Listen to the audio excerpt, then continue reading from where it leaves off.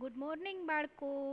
આજે આપણે નવા સત્રની શરૂઆત કરવા જઈ રહ્યા છીએ. ત્યારે સૌ પ્રથમ આપણે પૂર્ણાંક સંખ્યાઓ વિશે શીખીશું.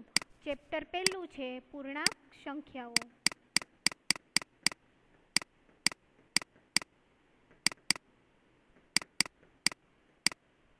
ધોરણ 6 માં તમે પૂર્ણ સંખ્યાઓ અને પ્રાકૃતિક સંખ્યાઓ વિશે શીખી ગયા હશો. તો પહેલા તો આવે છે પ્રાકૃતિક સંખ્યાઓ.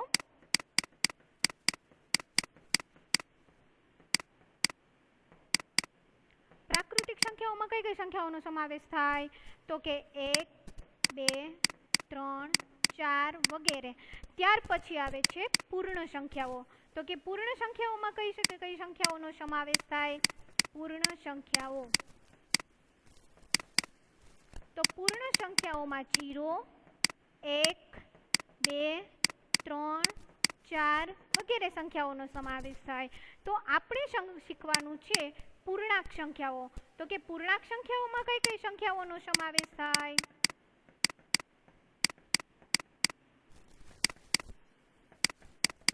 તો પૂર્ણાંક સંખ્યાઓમાં માઇનસ અને પ્લસ બધી 0, માઇનસ વાળી અને પ્લસ વાળી બધી સંખ્યાઓનો સમાવેશ થાય. -3, -2, -1, 0, 1, 2, 3 એમ અનંત સુધી, અને અહીંયા પણ અનંત સુધી.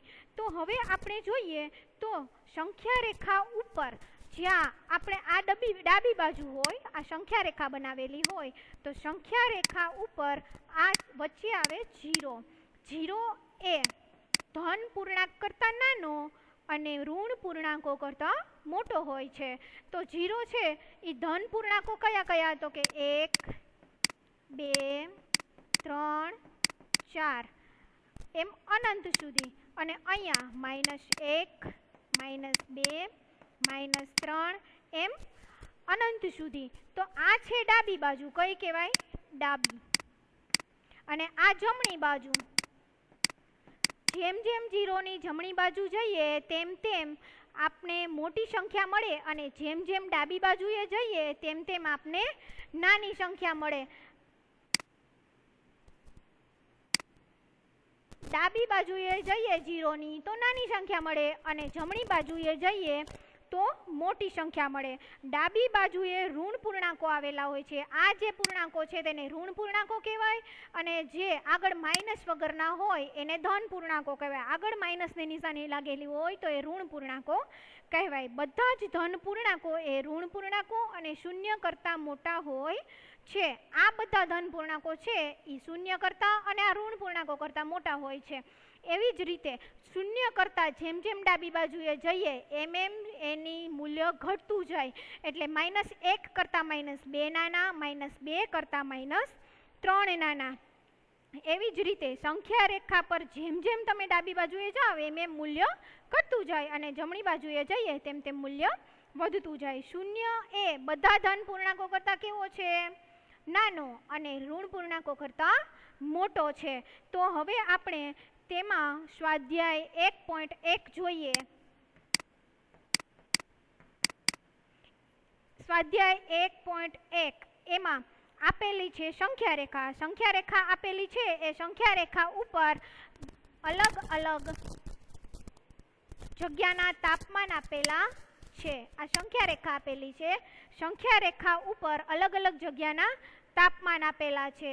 અહીંયા આપેલું છે 0, 5, 10, 15, 20, 25 આવી રીતે અલગ અલગ તાપમાન આપેલા છે. અને અહીંયા આ ડાબી જમણી બાજુએ ધન પૂર્ણાંકો અને ડાબી બાજુએ ઋણ પૂર્ણાંકો. -5, -10 એવી રીતે આપેલું છે. ઉપરનું આપેલું છે લાહોદ સ્પિત. 10° આપેલું છે, -10°. એ લાહોદ સ્પિતનું તાપમાન આપેલું છે.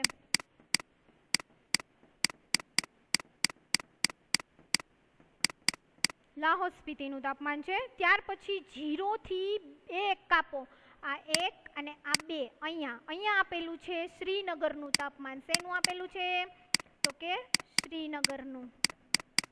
ત્યાર પછી સિમલા 5° ઉપર આપેલું છે શિમલાનું.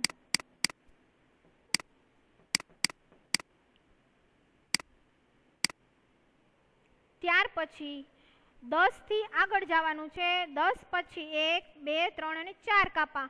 10 પછી 1 2 3 અને આ 4 કાપા. 4 કાપા એ આપેલું છે ઉટીનું તાપમાન. ત્યાર પછી 20 પછી 1 અને 2 કાપા એ આપેલું છે બેંગલુરુનું તાપમાન. તો એમાં પહેલો પ્રશ્ન આપેલો છે એ છે એમાં આપેલું છે આ સંખ્યા રેખાને જુઓ અને તેના પર દર્શાવેલા સ્થળોના તાપમાન લખો. તો પહેલું છે આપણે સંખ્યા રેખાઓ અહીંયા દર્શાવેલી છે એના ઉપર જે તાપમાન લખેલા છે એ તાપમાન આપણે અહીંયા લખવાના છે. તો એક બોક્સ બનાવી લઈએ આપણે.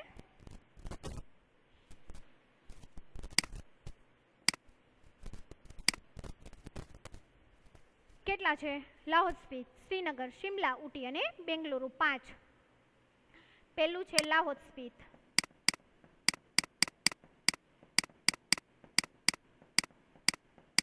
લાહોદ સ્પીતિ. તો લાહોદ સ્પીતિનું તાપમાન.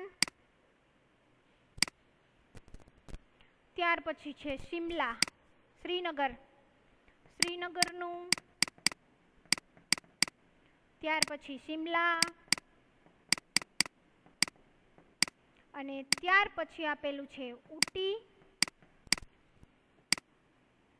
અને ત્યાર પછી ઉટી પછી આપેલું છે બેંગલુરુ.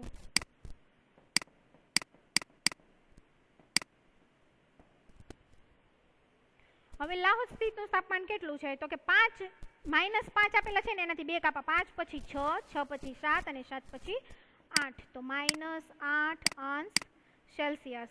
ત્યાર પછી આપેલું છે શ્રીનગરનું. તો 0 પછી 1 અને 2 અંશ સેલ્સિયસ.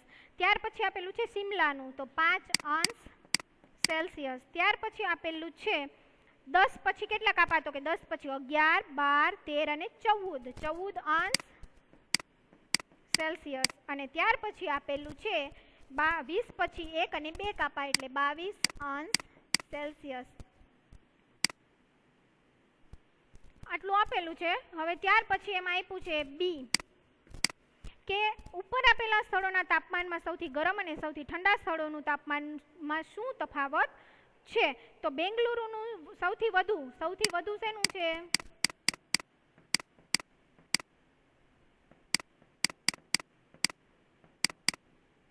સૌથી વધુ તાપમાન છે બેંગલુરુનું. બેંગલુરુનું કેટલું છે? 22 અંશ સેલ્સિયસ. અને સૌથી ઓછું તાપમાન એમાં જ સૌથી ઓછું તાપમાન કેટલું છે? તો કે સૌથી ઓછું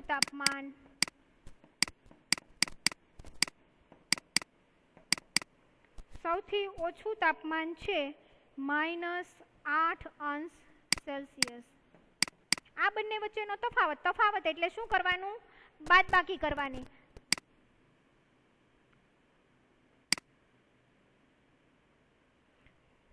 બંને વચ્ચે બાદબાકી.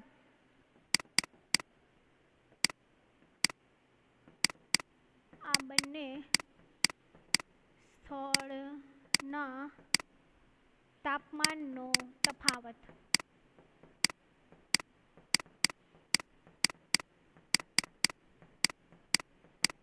તો કેટલો આવે? તો કે 22 અંશ સેલ્સિયસ માઇનસ તફાવત છે એટલે માઇનસ અને -8 અંશ સેલ્સિયસ. હવે માઇનસ પેલા તો 22 અંશ સેલ્સિયસ -8 એટલે માઇનસ શું થઈ જાય? +8 અંશ સેલ્સિયસ. કેટલાથી આ બંને વચ્ચેનો તફાવત થાય? 30 અંશ સેલ્સિયસ.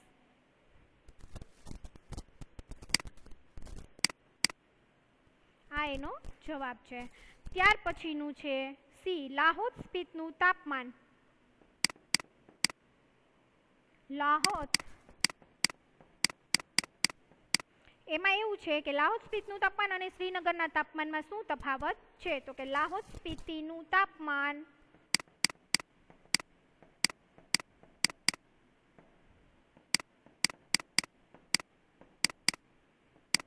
લાહોદ સ્પીતિનું તાપમાન કેટલું છે? અહીંયા આપેલું છે -8 અંશ સેલ્સિયસ. અને ત્યાર પછી શ્રીનગરનું તાપમાન કેટલું છે? શ્રીનગરનું તાપમાન કેટલું છે? તો કે -2°C. હવે આ બંને વચ્ચેનો આપણે તફાવત શોધવાનો છે. તો તફાવત શોધવા માટે બે સ્થળો વચ્ચેનું તાપમાન, એમાં તફાવત શોધવા માટે પહેલા આપણે મોટી સંખ્યા લેવી પડે. તો આ બેમાંથી મોટી સંખ્યા થાય -2°C. આ બંને વચ્ચેનો તફાવત, આ બંને સ્થળના તાપમાનનો તફાવત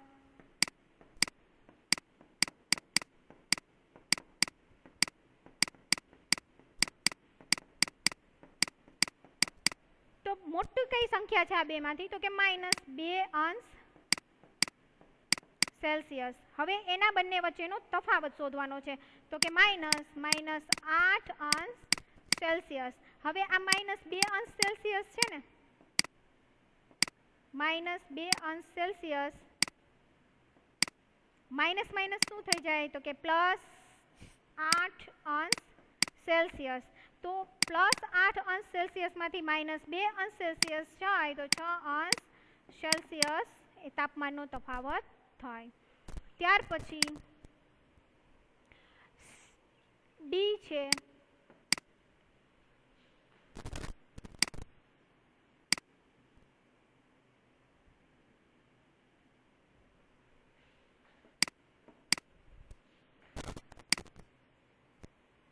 ત્યાર પછી ડી, શું આપણે કહી શકીએ કે શ્રીનગર અને શિમલાનું સંયુક્ત તાપમાન શિમલાના તાપમાન કરતાં પણ ઓછું છે? હવે શ્રીનગર અને શિમલાનું તાપમાન, પહેલા તો એ બંનેનો સરવાળો કરવાનો. શ્રીનગરનું તાપમાન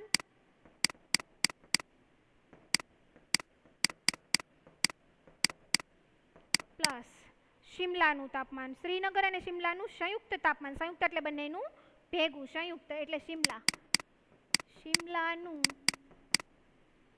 તાપમાન.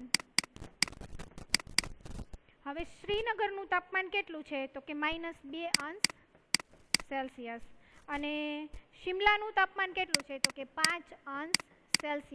હવે આ બંનેમાંથી -2°C પ્લસ 5°C.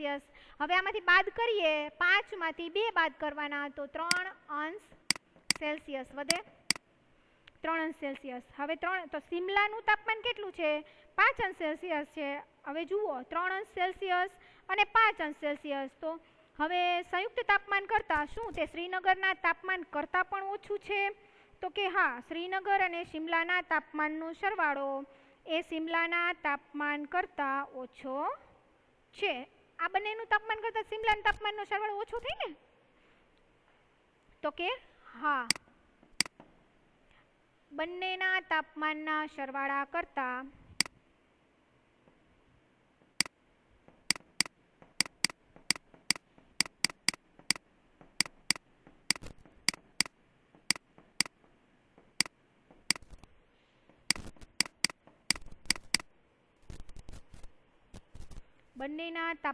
સરવાળો કરતાં કેટલું આવે? 3°C મળે, જે શિમલાના તાપમાન કરતાં